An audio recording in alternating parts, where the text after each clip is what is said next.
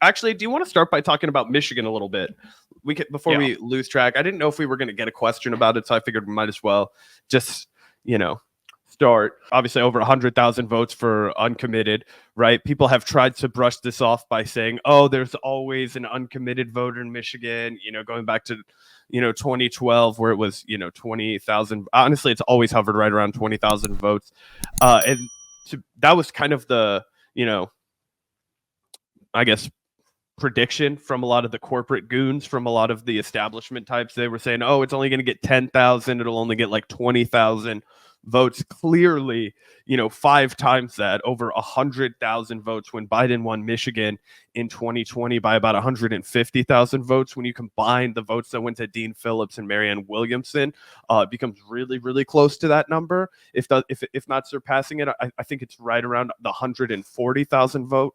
If you combine everybody who showed up and voted against Joe Biden, if you are to assume that, those people don't vote for him, don't turn out for him, and a few more people stay home, or a few more people decide, hey, maybe I want to switch back to Trump, it becomes a real problem in a real critical state. What was your reaction to that? Were you surprised that it was 100,000? Were you expecting more? What were you thinking?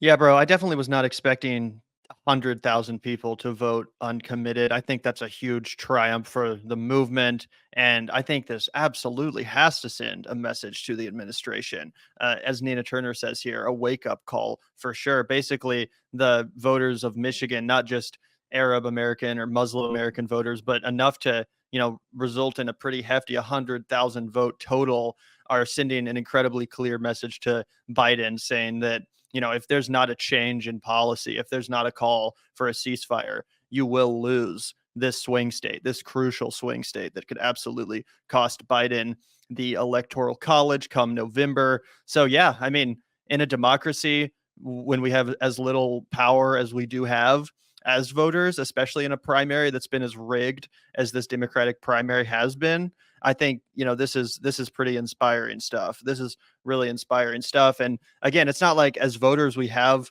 much of an option right now as far as how to express our discontent with the administration, because even though a majority of Democrats support a ceasefire, like I said, there was not really a sanctioned primary. It was just not ever taken seriously by the media or by the Joe Biden administration itself, which led to incredible amounts of disenfranchisement, which I think totally resulted in this outcome. And I don't think it's a flash in the pan either. I think that a lot of people will feel exactly the same way come November, unless there's a serious change in strategy from Biden. Obviously, it's too late to save the, upwards of 100,000 people that have been slaughtered by Israel. But I think a lot of people will still vote for Biden come November if he calls for a ceasefire, if there's a change in strategy, because most people do understand that that Donald Trump would be even worse for Palestine. So do you agree with that, Zach? Do you think that a lot of those people actually would vote for Biden if there is a change in policy? I'm not saying there will be, but that's kind of the leverage being thrown around here. I do. Yeah. I think that's the whole exchange, right? That's the whole point of voting uncommitted. I think that was the point that Michael Moore was trying to make. He obviously understood the dangers of another 4 years of Donald Trump in the White House, but the idea that we would allow Joe Biden to go through with this and just, walk like happy little soldiers to the polls in November, and I've even said on this podcast before that, I think it's valuable for people in swing states to say, I will only turn out for you if you have a ceasefire. That's using your leverage as a voter. That's, it's the lowest possible standard, but the highest possible stakes. You know what I mean? A ceasefire could save lives. It could, it's going to, halt at least, what is an unimaginable suffering that's been imposed on innocent people. So we have to keep that in the forefront of our mind and use the power that we have, of course. And I'm actually hopeful that this inspires a chain reaction. Obviously, there was the ceasefire movement as a write-in in New Hampshire. I know there are more states, not every state has the uncommitted bubble automatically, like sort of de facto in the way that Michigan does, which is why every year they generate an uncommitted turnout where people still feel like their, vote is up for grabs in the primary. I don't think a lot of other states have that, so it would have to be a write-in initiative, but I think that would gain steam. And I also just thought that the cope was insane coming from a guy like Nate Silver, who is addicted to being wrong ever since the 2016 election broke his fucking mind hole. Uncommitted didn't do well by any reasonable benchmark in Michigan. That's just a lie. Not sure why people are trying to spin the story. He says as he spins the story to a lie. If anything, a little bullish for Biden insofar as it suggests that the protest over Gaza might not be all that large. 100,000 people is not all that large. So this is just completely ahistorical, as I put on Twitter, just insane cope. But yeah, I think that this is evidence that the people are starting to quiver in their boots, man. He's about to shit himself. He knows that this is a hardline issue. He's seen 100,000 people mobilize to say not just that I oppose to Joe Biden, but that I am participating in this formal protest, including sitting Democratic Congressperson Rashida Tlaib. You saw mayors, a mayor, at least one from the state of Michigan, that was getting involved in this. You had Michael Moore, perhaps the most famous, politically, not in office person from the state, at least as an activist is concerned. It got a lot of attention, and now they're starting to sweat, bro. They're starting to sweat. You have to imagine it. The establishment is worried. Oh, 100%. And yeah, that Nate Silver tweet is absolute insanity. If you guys remember from 2016, here were the margins in Michigan. It came down to like 10,000 votes or like 20,000 votes or something freaking crazy. So 100,000 people saying, hey, like, you better change course if you won our votes. Yeah, if the Democrats want to win Michigan, then it 100% is meaningful. Unless they're just writing off the election already and they just don't give a shit what happens, which is possible. Yeah, this absolutely is going to send a huge warning sign that they have to change their course. Again, specifically as it relates to this war, because it's not like those people are going to vote for Donald Trump, but they will stay home. They will vote third party or write in someone who's not on the ballot instead of voting for Joe Biden. So yeah, incredibly significant. One thing that I am interested in your opinion on, Zach. We have some of the primary, and by the way, guys, we're going to start the Q&A shortly, but I did want to get Zach's opinion on this before we jump into the questions. There is some dissatisfaction, funny enough, from the actual primary candidates who were on the ballot and who weren't on the ballot about this strategy. And I want to get your opinion on this. Here's Cenk Uygur saying, I think the people who put together the Uncommitted campaign in Michigan are good folks trying to do the right thing. But voting for an actual person who has the same views is obviously the better strategy. Write in Cenk Uygur today in Michigan if you want someone to fight for you. He wasn't even actually on the ballot.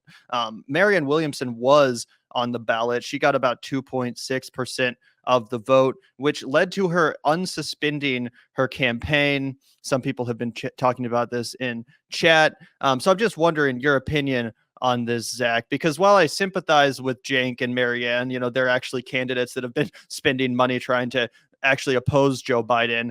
I also don't think that either of them have any chance in hell at actually winning or really even getting delegates at this point, unfortunately. So it's like they're not going to win the race. The only thing that really is possible or would scare Biden at this point is the uncommitted strategy. People saying like, yeah, we have enough votes to cost you the state. Joe Biden's not worried about Cenk Uygur or Marianne Williamson taking the primary away from him at this point. So while I sympathize with Marianne and Cenk, I still think that at this point, the uncommitted strategy is probably the best way to go if you really want to send a message to Joe Biden. 100% agree with you, Gavin. I think that, regardless of anyone's intentions, right?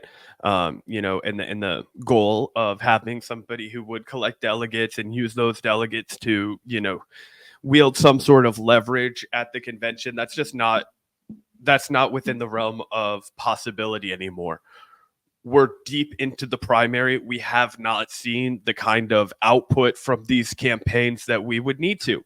Right off the bat, you have, multiple alternative candidates on the ballot in Michigan, right, who get their name on the ballot, Dean Phillips and Marianne Williamson, and yet still overwhelmingly people decide to vote uncommitted. Why? Because it sends a message on one issue, and it is an issue that dwarfs over all other issues at this moment, right? It's the single greatest humanitarian crisis on earth right now.